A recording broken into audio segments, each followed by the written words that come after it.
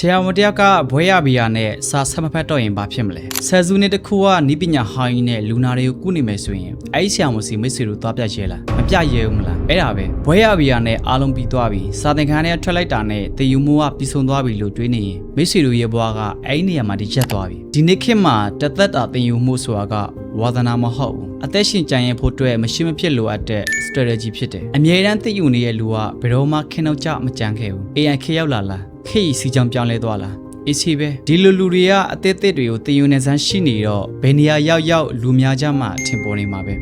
ဒါပေမဲ့တခုအရေးကြီးတာကကို့မှာ weakness လို့ခေါ်တဲ့အားနည်းချက်ရှိနေလားလို့အမြဲတမ်းပြန်ဆက်စစ်ဖို့လိုအပ်တယ်ငါအကုန်သိပြီးသားငါကအသက်ကြီးနေပြီအဲ့ဒါငါနဲ့မဆိုင်တော့ဘူးဆိုတော့ပိတ်ဆို့ထားတဲ့စိတ် fixed mindset ကမိတ်ဆွေတို့ရဲ့အကြီးမားဆုံးအားနည်းချက်ပဲအဲ့ဒီစိတ်ကမိတ်ဆွေတို့ရေတွင်ထဲကဖားတကောင်လို့ဖြစ်အောင်လုပ်နေတာအခုခေတ်ကတင်ယူဖို့အလွယ်ကူဆုံးခေတ်ဖုန်းတစ်လုံး internet line ရှိရနဲ့ရာအလုံးကိုတင်ယူလို့ရနေပြီ scale တစ်ခုတက်မြောက်သွားတဲ့မိတ်ဆွေတို့ရဲ့ဝင်ငွေလမ်းကြောင်းအသစ်လောက်ကန်ခွက်လန်တစ်တွေကပွင့်လာမှာပဲအဲ့ရကူမှမလေးလိုက်ရင်တော့ thrust လို့ခေါ်တဲ့အန်ဒီကစောင့်နေလိမ့်မယ်မိတ်ဆွေတို့မတင်ယူလဲကဘာကြီးကတော့လက်ပတ်နေမှာပဲဤပညာတွေကနေ့တိုင်းပြောင်းလဲနေတာအခုမိတ်ဆွေတို့လုပ်နေတဲ့အလုပ်ကနောက်9နှစ်နေရှိချင်မှရှိတော့မှာအသစ်တွေကိုမတင်ယူနေတဲ့လူကတော့အလိုလိုခင်းနောက်ကျကြံခဲ့ပြီးတော့အစားထိုးခံလိုက်ရမယ်ကြောက်ရှာကောင်းဆုံးအမှန်တရားတစ်ခုပဲအဲ့အကြောင်းလွန်ခဲ့တဲ့9နှစ်10နှစ်ကအသိပညာတွေနဲ့ရှေ့ဆက်ဖို့မကြိုးစားဘဲနဲ့ကျွန်တော်တို့အသက်ရှင်နေသေးတော့ကျောင်းသားတယောက်လိုစိတ်ကိုအမြဲတမ်းကြည်ကြံလေ့လာနေရမှာပဲတည်ယူမှုရက်တက်သွားတဲ့နေ့ကမိတ်ဆွေတို့အိုမင်းသွားတဲ့နေ့ပဲဆိုတာကို